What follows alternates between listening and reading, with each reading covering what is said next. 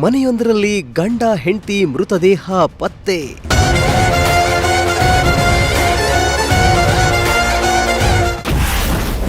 ಪತ್ನಿಯನ್ನ ಕೊಂದು ಗಂಡನು ಆತ್ಮಹತ್ಯೆ ಮಾಡಿಕೊಂಡನ.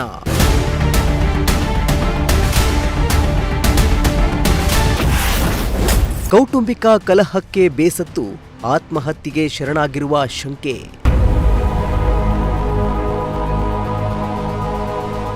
ಗಂಡ ಹೆಂಡತಿ ಸಂಬಂಧ ಅತ್ಯಂತ ಪವಿತ್ರವಾದದ್ದು. ಏನೇ ಬಂದ್ರೂ ಉಸಿರು ಇರೋವರೆಗೂ ಒಬ್ಬರಿಗೊಬ್ಬರು ಕಷ್ಟ ಸುಖದಲ್ಲಿ ಭಾಗಿಯಾಗ್ತೇವೆ ಅಂತ ಮಾತು ಕೊಟ್ಟಿರ್ತಾರೆ. ಗಂಡ ಹೆಂಡತಿ ಜಗಳ ಉಂಡು ಮಲಗೋ ತನಕ ಅಂತಾರೆ. ಆಮೇಲೂ ಗಲಾಟೆ ಮುಂದುವರೆದ್ರೆ ಅದರ ಪರಿಣಾಮ ಬೇರೆಯೇ ಆಗಿರುತ್ತೆ. ಅದಕ್ಕೆ ಬೆಸ್ಟ್ ಎಕ್ಸಾಂಪಲ್ ನಂತೆ ಕೌಟುಂಬಿಕ ಕಲಹಕ್ಕೆ ಬೇಸತ್ತು ಗಂಡನೊಬ್ಬ ತನ್ನ ಪತ್ನಿಯನ್ನೇ ಕೊಲೆಗೈದು ಬಳಿಕ ತಾನು ಕೂಡ ಆತ್ಮಹತ್ಯೆಗೆ ಶರಣಾಗಿರುವ ಶಂಕೆ ವ್ಯಕ್ತವಾಗ್ತಿದೆ. ಅಷ್ಟಕ್ಕೂ ಈ ಘಟನೆ ನಡೆದಿರುವುದು ಸಿಲಿಕಾನ್ ಸಿಟಿ ಬೆಂಗಳೂರಿನಲ್ಲಿ.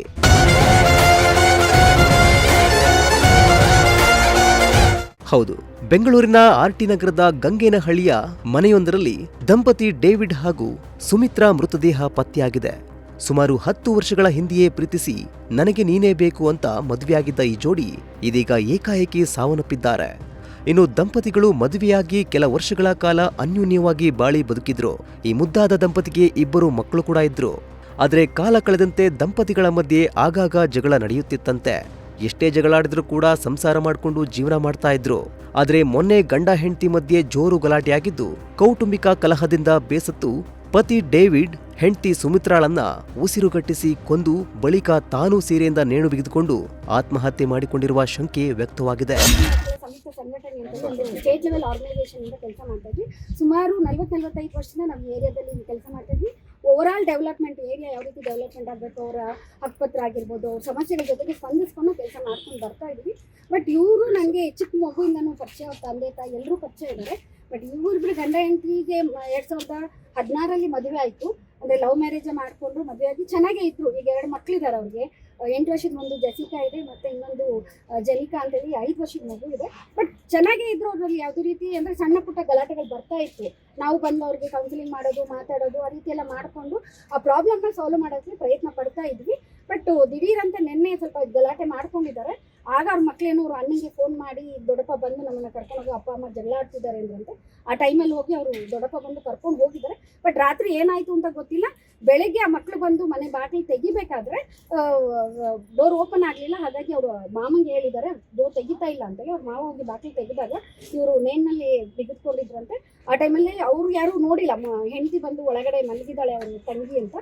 ಅದು ಬಿಚ್ಚಿ ನೋಡಿದಾಗ ಇವನ್ನ ಕೆಳಗಡೆ ಮಲಗಿಸ್ಬಿಟ್ಟು ಅವಳೆಲ್ಲಿದ್ದಾಳೆ ಸುಮಿತ್ರಾ ಅಂತ ನೋಡ್ಬೇಕಾದ್ರೆ ಆ ಹುಡುಗಿನೂ ಮಂಚದ ಮೇಲೆ ಮಲ್ಕೊಂಡಿದ್ರಂತೆ. ಬಟ್ ಅವ್ರು ನೋಡಿದ್ರೆ ಅವರು ಡೆತ್ ಆಗಿದ್ರು ಅಂತ ಹೇಳ್ತಿದ್ದಾರೆ. ಬಟ್ ಏನು ಅಂತ ಗೊತ್ತಿಲ್ಲ. ಅಂದ್ರೆ ಗಂಡ ಹೆಂಡತಿ ಜಗಳದಲ್ಲಿ ಏನೋ ಪ್ರಾಬ್ಲಮ್ ಆಗಿದೆ, ಹಾಗಾಗಿ ಇಬ್ರು ತೀರ್ಕೊಂಡಿದ್ದಾರೆ. ಅಂದ್ರೆ ಅವಾಗ ಅವರು ಸ್ವಲ್ಪ ಕೆಲಸ ಮಾಡ್ತಿರ್ಲಿಲ್ಲ, ಸರಿಯಾಗಿ ಹೋಗ್ತಿರ್ಲಿಲ್ಲ ಮೇಡಮ್ ಅಂತೇಳಿ ಸ್ವಲ್ಪ ಗಲಾಟೆ ಮಾಡ್ತಾ ಇತ್ತು. ಬಟ್ ಲವ್ ಮ್ಯಾರೇಜ್ ಇದ್ರೆ ತುಂಬ 3-4 ವರ್ಷ ಲವ್ ಮಾಡಿ ಮತ್ತೆ ಅವ್ರಿಬ್ರು ತಮಿಳ್ನಾಡು ಓಡೋಗಿ ಮತ್ತೆ ಅಲ್ಲಿಂದ ಮದುವೆ ಮಾಡ್ಕೊಂಡು ವಾಪಸ್ ಇಲ್ಲಿ ಕರ್ಕೊಂಡು ಬಂದಿದ್ವಿ ನಾವು ಆ ಟೈಮಲ್ಲಿ. ಬಟ್ ಚೆನ್ನಾಗೇ ಇದ್ರು. ಸಣ್ಣ ಪುಟ್ಟ ಗಂಡ ಹೆಂಡತಿ ಜಗಳ ಅಂದ್ರೆ ಇದ್ದೇ ಇರುತ್ತಲ್ಲ. ಸೊ ಆ ರೀತಿ ಸಣ್ಣ ಪುಟ್ಟ ಗಲಾಟೆಗಳಲ್ಲಿ ಇದು ಅತಿರೇಕ ಕೋಪೇನೋ ಗಲಾಟೆಗಳು. ಮಕ್ಕಳು ಬಂದು ಅವ್ರ ಅಜ್ಜಿ ಮನೆಯಲ್ಲಿದ್ದಾರೆ. ನನ್ನ ಹೆಸರು ಲೀಲಾವತಿ. ಅಲ್ಲ ಮೇಡಮ್, ಕೌನ್ಸಿಲಿಂಗ್ ಮಾಡಿದ್ರು ಇವರು ಸರಿ ಹೋಗ್ಲಿಲ್ವಾ? ಅಂದ್ರೆ ಸ್ವಲ್ಪ ದಿನ ಅರ್ಥ ಮಾಡ್ಕೋತಿದ್ರು, ಚೆನ್ನಾಗಿ ಆಗ್ಬಿಡೋರು ಅವರು. ಮತ್ತೆ ತಿರ್ಗಾ ಪದೇ ಜಗಳ ಬರೋದು. ಅವ್ರಿಗಿನ ಒಂದು ಕೆಲ್ಸಕ್ಕೆ ಹೋಗ್ತಾ ಇದ್ಲು. ಸೊ ಇವನು ಸ್ವಲ್ಪ ದಿನ ಕೆಲ್ಸಕ್ಕೆ ಹೋಗೋದು, ಕೆಲ್ಸಕ್ಕೆ ಹೋಗದೆ ಇರೋದು. ಇದು ಅವರು ಹಣಕಾಸಿನ ವಿಚಾರದಲ್ಲಿ ಆರ್ಥಿಕವಾಗಿ ಏನಾದ್ರು ಪ್ರಾಬ್ಲಮ್ ಆದಾಗ ಸ್ವಲ್ಪ ಜಗಳ ಆಡ್ಕೊಳ್ಳೋದು. ಯಾರು ಅವ್ರ ಹೆಂಡತಿ ಅದೊಂದು ಪ್ರೈವೇಟ್ ಕಂಪ್ನಿಲಿ ಕೆಲಸಕ್ಕೆ ಇತ್ತೀಚೆಗೆ ಹೋಗ್ತಾ ಇದ್ರು. ಅವನು ಒಂದು ಇಲ್ಲಿ ಕೂಲಿ ಕೆಲಸ ಮಾಡ್ತಾರೆ. ಎಲ್ಲರೂ ಗಾರೆ ಕೆಲ್ಸಕ್ಕೆ ಹೋಗೋರು, ತಾರ್ ಹಾಕೋ ಕೆಲ್ಸಕ್ಕೆ ಹೋಗ್ತಾರೆ. ಆ ಥರ ಹೋಗ್ತಾ ಇದ್ರು. ಇನ್ನು ಪತಿ ಡೇವಿಡ್ ಕೈಗಳ ಮೇಲೆ ತರಚಿರುವ ಗುರುತು ಕಂಡು ಬಂದಿದ್ದು, ಹೀಗಾಗಿ ಡೇವಿಡ್ನೇ ಪತ್ನಿಯನ್ನ ಕೊಂದು ಬಳಿಕ ತಾನೂ ಆತ್ಮಹತ್ಯೆ ಮಾಡಿಕೊಂಡಿದ್ದಾನೆ ಎಂದು ಪೊಲೀಸರು ಶಂಕಿಸಿದ್ದಾರೆ. ಸಂಬಂಧಿಕರ ಮಾಹಿತಿ ಪ್ರಕಾರ ದಂಪತಿಗಳ ನಡುವೆ ಆಗಾಗ ಜಗಳವಾಗ್ತಿದ್ದು, ಇದರಿಂದ ಮಕ್ಕಳನ್ನ ಸಂಬಂಧಿಕರ ಮನೆಗೆ ಕಳುಹಿಸಿದ್ದಾರೆ. ಘಟನೆ ನಡೆದ ದಿನವೂ ಗಲಾಟೆ ನಡೆದಿರುವ ಶಂಕೆ ವ್ಯಕ್ತವಾಗಿದ್ದು, ಈ ಬಗ್ಗೆ ತನಿಖೆ ಕೈಗೊಂಡಿದ್ದೇವೆ ಎಂದು ಉತ್ತರ ವಿಭಾಗದ ಡಿಸಿಪಿ BS ನೇಮಗೌಡ ತಿಳಿಸಿದರು. ಆ್ಯಕ್ಚುಲಿ ಏನಾಗಿದೆ ಮತ್ತು ಹೇಗೆ ಸಾವಾಯಿತು ಅನ್ನೋದ್ರ ಬಗ್ಗೆ ವಿವರವಾಗಿ ನಮಗೆ ತನಿಖೆ ಸಮಯದಲ್ಲಿ ಬಾಡಿ ಹ್ಯಾಂಗಿಂಗ್ ಇತ್ತ. ಡೇವಿಡ್ದು ಬಾಡಿ ಹ್ಯಾಂಗಿಂಗ್ ಪೊಸಿಷನ್ಲಿತ್ತು. ಸುಮಿತ್ರಾ ಅವ್ರದ್ದು ಬಾಡಿ ಮಲ್ಕೊಂಡಿರೋ ಪೊಸಿಷನ್ ಸಿಕ್ಕಿದೆ. ಹೀಗಾಗಿ ಅದನ್ನು ಎರಡು ನಾವು ಪ್ರತ್ಯೇಕವಾಗಿ ಪರಿಶೀಲನೆ ಮಾಡ್ತೀವಿ. ಏನು ಕೆಲಸ ಮಾಡ್ತಾ ಇದ್ದ? ಇವರು ಡ್ರೈವರ್ ಕೆಲಸ ಮಾಡ್ತಾ ಇದ್ರು ಡೇವಿಡ್. ಆ್ಯಂಡ್ ಸುಮಿತ್ರಾ ಒಂದು ಪ್ರೈವೇಟ್ ಕಂಪ್ನಿಯಲ್ಲಿ ಲೇಬರ್ ಆಗಿ ವರ್ಕ್ ಮಾಡ್ತಾರೆ. ಮಕ್ಕಳೇನ ಇದೆ? ಇಬ್ಬರು ಮಕ್ಕಳಿದ್ದಾರೆ, 8 ವರ್ಷ ಮತ್ತು 4 ವರ್ಷದ ಮಕ್ಕಳಿರ್ಲಿಲ್ವಾ ಮನೆಯಲ್ಲಿ? ರಾತ್ರಿ ಗಲಾಟೆ ಆಗೋ ಟೈಮಲ್ಲಿ ಮಕ್ಕಳನ್ನು ಅವರು ರಿಲೇಟಿವ್ಸ್ ಕರ್ಕೊಂಡು ಹೋಗಿದ್ದಾರೆ ಗಲಾಟೆ ಮಾಡ್ತಾರೆ. ಓಕೆ. ಏನಾಯಿತು ಅಂತ ಡೀಟೇಲ್ ಆಗುತ್ತೆ ತನಿಖೆ ಟೈಮಲ್ಲಿ ನಾವು ಪರಿಶೀಲನೆ. ನೈಟೇ ಡೆತ್ ಯಾವಾಗಾಗಿದೆ ಅದನ್ನು ಈಗ ಕಾಸ್ ಆಫ್ ಟೈಮ್ ಆಫ್ ಡೆತ್ ನಮಗೆ ಪೋಸ್ಟ್ ಮಾರ್ಟಮ್ ಅಂತ ಗೊತ್ತಾಗುತ್ತೆ. ಬಟ್ ನೈಟ್ ಅವರು ಗಲಾಟೆ ಮಾಡ್ಕೊಂಡ್ರು ಮತ್ತು ಡೋರ್ ಹಾಕೊಂಡ್ರು ನೈಟಲ್ಲಿ. ಸಬ್ಸಿಕ್ವೆಂಟ್ ಇನ್ಸಿಡೆಂಟ್ ಮತ್ತು ಇವತ್ತು ಬೆಳಗ್ಗೆ ನಂತರ ಅವರು ಏನು ಸಂಬಂಧಿಕರು ಬಂದು ನೋಡಿದ್ದಾರೆ ಅವಾಗ ಇದು ಗೊತ್ತಾಗುತ್ತೆ. ಯಾವ ಏರಿಯಾ? ಇದಕ್ಕೆ ಅಂಬೇಡ್ಕರ್ ನಗರ ಅಂತಾರೆ, ಗಂಗಾನಗರ ಏರಿಯಾ ಮತ್ತು ಆಟೆ ನಗರ ವ್ಯಾಪ್ತಿಯಲ್ಲಿ ಬರುತ್ತೆ.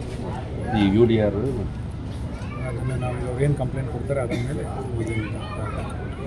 ಪ್ರಕರಣ ದಾಖಲೆ. ಸದ್ಯ ಇಬ್ಬರ ಶವವನ್ನ ಮರಣೋತ್ತರ ಪರೀಕ್ಷೆಗಾಗಿ ಅಂಬೇಡ್ಕರ್ ಆಸ್ಪತ್ರೆಗೆ ರವಾನಿಸಲಾಗಿದ್ದು, ಮೇಲ್ನೋಟಕ್ಕೆ ಕೌಟುಂಬಿಕ ಕಲಹದಿಂದಲೇ ಈ ದುರ್ಘಟನೆ ಸಂಭವಿಸಿದೆ ಎನ್ನಲಾಗ್ತಿದೆಯಾದರೂ ಮರಣೋತ್ತರ ಪರೀಕ್ಷೆ ವರದಿ ಹಾಗೂ ತನಿಖೆ ಬಳಿಕ ಸಾವಿನ ರಹಸ್ಯ ಬಯಲಾಗಲಿದೆ. Bureau report, Prajashakti TV, Bengaluru.